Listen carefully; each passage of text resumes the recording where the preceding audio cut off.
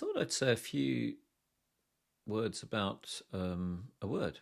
The word is observability, and it's a strange old word because it probably didn't exist 10 years ago and it doesn't exist outside of the technology sphere. So, the first question is well, kind of what's in a word and why do we need this new word?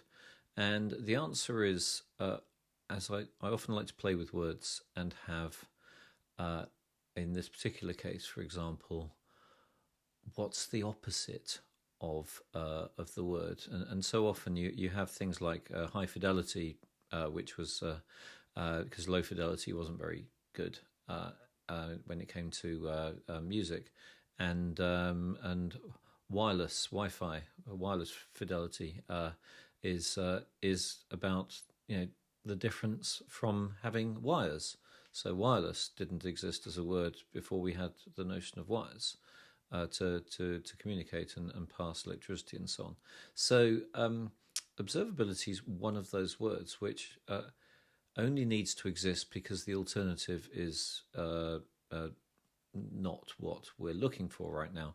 So a lack of observability is where the word came from, and it largely came from the cloud, or at least the software that we've been building on top of the cloud, which has, from its inception, been built around concepts of massive distribution. So we've had this ability to start building applications that don't exist in one place. They exist, if you've got the end-to-end version, they exist a little bit on your mobile phone. They exist in various places around the world, pulling data together and corralling that data and directing it in the right directions in the form of load balancing and so on, and then it goes into various places in order to be processed in different ways. So you've got the databases, you've got the streaming technologies, and all that kind of thing. You've then got all the back end virtual machines and wherever they are. And you can move them around, so because everything's virtual, right? So this does enable us to create these, as we've been doing for the past 15 years, these applications that are literally global. And it's that whole revolution of the Ubers and the Airbnbs and all the social media, the Facebooks and the Twitterixes and whatever that's called these days, and so on, which is brilliant. We can now communicate with each other, as I am doing right now, through the medium of either LinkedIn or YouTube or wherever you're watching this. So fantastic so far, but that does mean we start to have a bit of a challenge when it comes to identifying problems and fixing them, because it's not immediately obvious where the problem is or where even the software is that's running in order to cause the problem. And I remember back in the day when I was actually debugging software, often the problem wasn't in one place or another. It was in two places or multiple places because, let's say, a bit of data would be created in a slightly badly formatted way and then sent into another part of the system, and the other part of the system didn't know what to do with it and then might fall over. And that's familiar territory. Anyone that's I remember another when I wasn't building things anymore, I was running things, and I had Oracle databases running on Sun hardware, and there was this constant debate. And I'd say, "Hey, Sun, you've got a problem because things aren't working right." And they say, "Oh no, that's an Oracle problem." Or Oracle would say, "Oh no, that's a Sun problem," and round it went until we could actually find where the problem was. So we've got that, but we've got it in spades. We've got it at a massively global extent, so that the problem becomes that we just literally don't know where the problems are.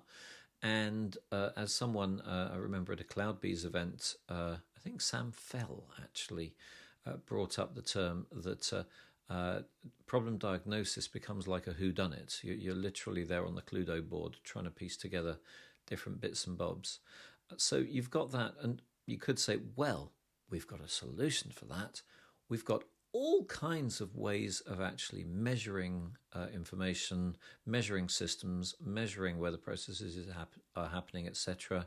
The term is telemetry, to kind of put virtual sensors all over everything that we're doing.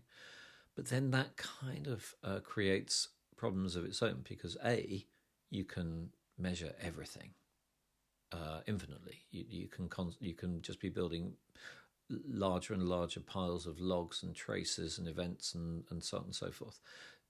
And then you've got to wade through all of that information.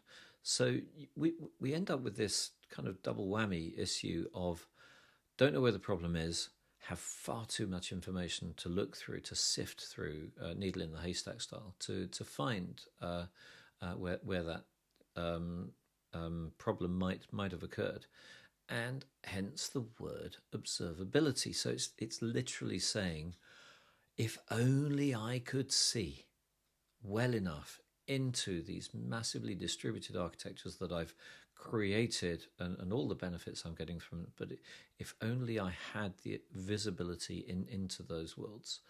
And it started as cloud observability, the two words went together. I think it may have been invented by the people that founded Honeycomb, and they came out of Facebook, I believe, and they realized what a big problem that this was causing for them, and they wanted to solve for that. Another company, speaking to yesterday, actually, Chronosphere, came out of Uber, similarly looking to address the challenges of cloud-based environments. But what we've seen over time, yes, this space is evolving. It's getting more broad in terms of what it can address, but also B, it stops being just about cloud. It starts being about cloud plus everything else, because in enterprises, there isn't a kind of, you don't just have legacy stacks sitting over there and then the cloud world is sitting in a sub-department doing its own thing. Actually, enterprises are also massively complex with multiple parts of the organization doing multiple things, building mobile applications, building websites, running all those old legacy databases and legacy applications, trying to make it all work together. And so the visibility challenge has broadened across the entire enterprise, which is what some vendors are trying to solve for from a tooling perspective. So that's really where observability comes from. I'd probably say it's still a work in progress. Some tooling providers are still just focusing on cloud. Mentioned a couple there. Some tooling providers are trying to go much more broad, but equally it's then a moving target to then lock down where the problems are.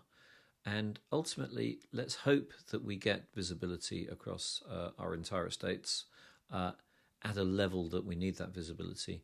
And the final thing I'd say, a bit of an action thing, is yes, sure, there are tools that are solving for a good proportion of this, but actually it then becomes about the processes and organizational structures that you have in place. And some of this has been solved probably 1,000 years ago when we were trying to make sense of water distribution or whatever else. So this is not necessarily new in the principles, but it's new in the practices and the tools. So if you're used to thinking about IT service management, configuration management from the ITIL perspective, which was late 80s, early 90s, and then adopted in the late 90s as a way of managing systems.